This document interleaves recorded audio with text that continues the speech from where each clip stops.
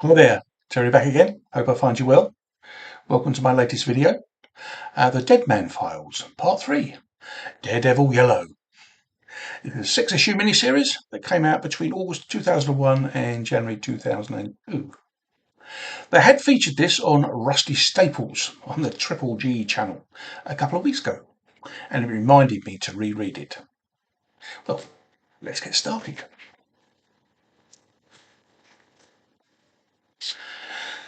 Daredevil Yellow, 1 of 6, the championship season. Jeff Loeb writing, Tim Sale with the pencils and inks, and Matt Hollingsworth with the colours. And this book opens with Daredevil in his red costume, swinging through Hell's Kitchen. The recent death of Karen Page, his lady love, playing on his mind. Foggy, his work colleague and friend, has suggested he writes a letter to Karen in an attempt to make him feel better. So this he does. He recounts his father battling Jack Murdoch, making his comeback. He knows in his heart that these fights have been fixed by Roscoe Sweeney, his new manager, but can't bring himself to confront his father with what he probably knows is true as well. He writes about the fight his father with a new nickname, Kid Murdoch, which his father hated. The fight he was supposed to take a dive in, but doesn't, and he wins with a knockout. Unfortunately, Roscoe Sweeney has lost too much money to allow his father to live. His father is killed, but there's not enough evidence. Everything is circumstantial, and Roscoe and Slade, his accomplice, have alibis, so the case is dismissed.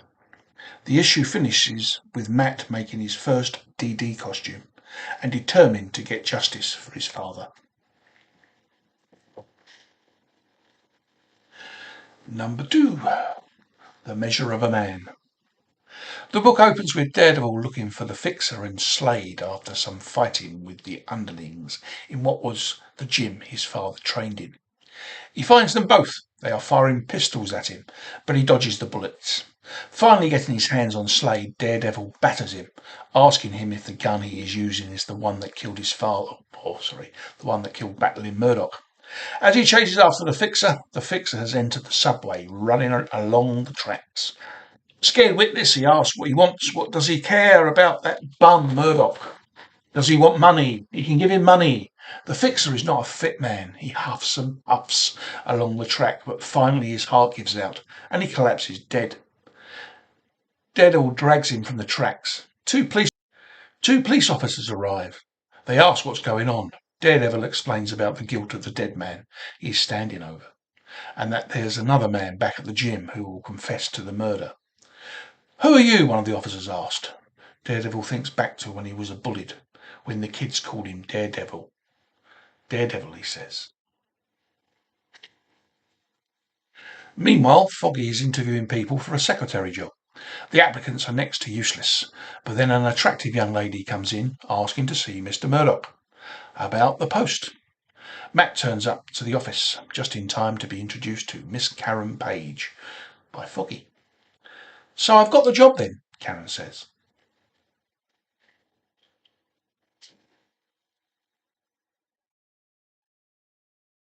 Number 3, stepping into the ring.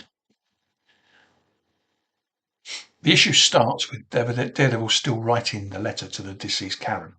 But also we see Ben Grimm, the Thing, literally putting his head through the window and taking some wool out as well. He's looking for the shysters Nelson and Murdoch. He is admonished by Sue Storm, the Invisible Woman, who is standing in the Fantastic Four's flying car. Reed Richards, Mr. Fantastic, is looking for... He seems to be Matt and Foggy's first customer. Foggy wants to celebrate, so that evening Foggy, Matt and Karen go to an old haunt of the two of them. Matt arrives a little late. Foggy is playing pool with Karen looking on. A group of 3 men, big mouths, start making Helen Keller jokes. Matt removes his jacket, offers it to Karen to keep hold of, and swiftly defeats all 3 of them while reciting Helen Keller jokes. Once the evening is over, Foggy and Karen leave in a taxi. Matt wants some fresh air and attempts to walk home. He is accosted by the 3 losers, who don't believe he is blind, and they have been hustled. Matt easily subdues all three and leaves via the roofs of the building surrounding them, with the echo of "I don't like Helen Keller" jokes reverberating in their earholes. Next, Matt is visiting Slade in prison. Now that should get a chuckle from the UK watchers. Slade isn't sorry he killed Matt's father. In fact, he enjoyed it. Matt wants to know who the Fixer's boss was. Slade clams up. When Matt pushes him on the subject, Slade just says, "I had children." Next, we are back in Nelson and Murdoch's office. Foggy is talking to a lady called Grace, who wants everything hush hush. She explaining that she did some terrible things to protect her husband, but someone has found out, so she is being blackmailed. And when pushed to who that is, she won't answer and leaves. While Matt and Foggy discuss what just happened, a man turns up asking if a woman has been saying libelous and scurrilous lies about him. He introduces himself as the Owl and wants to hire them.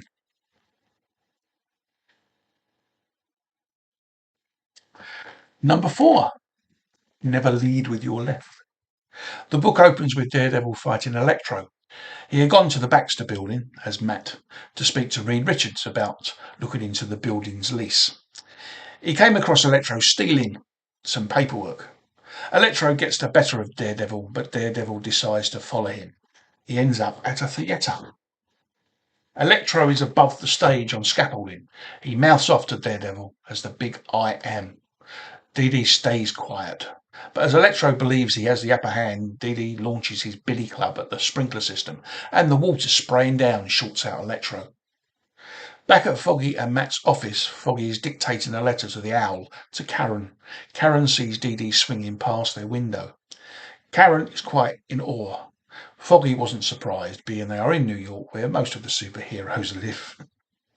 Matt arrives asking what the excitement is all about. Foggy explains. Matt asked if it was Spider-Man. He likes him. Daredevil, Karen says. Who? Matt answers, feigning ignorance of knowing him. Karen explains she has read about him in the Bugle. After work, the three of them are at a bowling alley. Foggy seems to be playing well for him. Karen helps Matt with his bowling. She helps him get one pin down. She wraps herself around Matt in excitement, and this is the first time they have been this close. Next, we are at the state penitentiary for the execution of Slade, the man who had murdered Matt's father. The smell of Slade's electrocuted skin is what Matt remembers mostly. Matt, still writing a letter to Karen, reminisces about keeping the home he had with his father. Now the firm was making some money, he treated himself to have a refrigerator that didn't leak and a new mattress. He still sat in his father's chair, but he would never get rid of that. Back in the office the following morning, Foggy is like a cat on a hot tin roof. Matt asks why he sounds so tense. He speaks at 100 miles an hour, obviously wanting to say something. We are left with him opening a box revealing an engagement ring. I'm going to ask Karen to marry me, he says.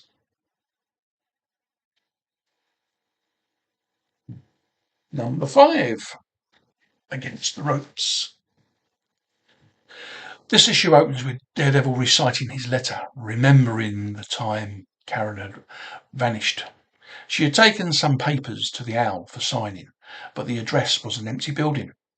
He stood above the buildings after midnight, listening for her voice. He finally could hear her talking with the Owl. He raced to the building, found her caged like a bird. He somehow bent the bars apart, releasing her. While they were escaping, the Owl returned, grabbing Daredevil with his clawed feet, then throwing him into the cage's chain that was hanging from the ceiling. Karen was able to get away as they fought. The Owl flew off, but Daredevil. They crashed into the river outside the building. One had the upper hand, or claw, and then the other had the upper hand. Then Dee was alone. The book ends with Karen and Matt in the office, Karen giving Matt a blow-by-blow reenactment of her rescue by Daredevil. Unnoticed by the both of them, Foggy arrived, staying away from the door of Matt's office, Foggy with flowers and engagement ring in hand. He can see the love in Karen's eyes for Matt, so he departs unnoticed, and when outside the building, dumps the flowers into a trash basket and walks away. Number 6. Well, on the outside it's called The Final Bell. On the inside it's called Against the Ropes. The last issue opens with Dee Dee's last letter to Karen. He is remembering Karen in the office, reading the paper about Daredevil's latest conquest over a villain. The Matador this time. Foggy is annoyed. The phone is ringing, but Karen and Matt are too busy talking Daredevil. Foggy's annoyance increases after the phone call, wondering why his and Matt's firm are always getting the clowns, so to speak, to be attorneys for. The Purple Man in this case. Matt and Karen visit this Purple Man, or Kilgrave being his given name. He needs no help being set free. He does this himself by simply asking the guard to unlock the door. That's his power. Manipulation of any human, it seems. He takes Karen with him just by asking her to come with him. Matt changes to Daredevil and tries to stop them. Walking from the courthouse, Kilgrave asks the police outside to shoot Daredevil. Daredevil manages to dodge the bullets. Once Kilgrave has left, the police stop firing, not realising what they were doing. Kilgrave takes Karen to a plush hotel. He asks her to get more comfortable. Daredevil launches himself through the door of the room with the meal trolley. Kilgrave asks Karen to jump out the window. Daredevil knocks him out and follows Karen as she jumps. He catches her halfway down, and we have to stop meeting like this, he says. Karen is confused. Kilgrave was in my head, and I had no control of myself. They talk on the way down to terra firma. Karen asks why he wears yellow. She wondered why not red, as he was a devil, so to speak. Karen says it's her favourite colour. Kilgrave makes it downstairs, but before he can issue any more instructions, Daredevil wraps him in a flag from the hotel building. Foggy turns up, worried about Karen, but she only has eyes for Daredevil as he uses his billy club's whip to fly off. Foggy and Matt are in Matt's office. Foggy is telling Matt that Karen is his. He won't pursue her anymore. Karen arrives, saying good morning and using their Christian names, which she hasn't done before.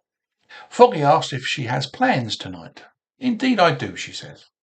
Mr. Daredevil is going to show me the city. Paint the town red, I believe, were his exact words. Don't you boys have work to do, she says. With bills to pay, you know. After you, Mr. Murdoch. No, after you, Mr. Nelson, is how it ends.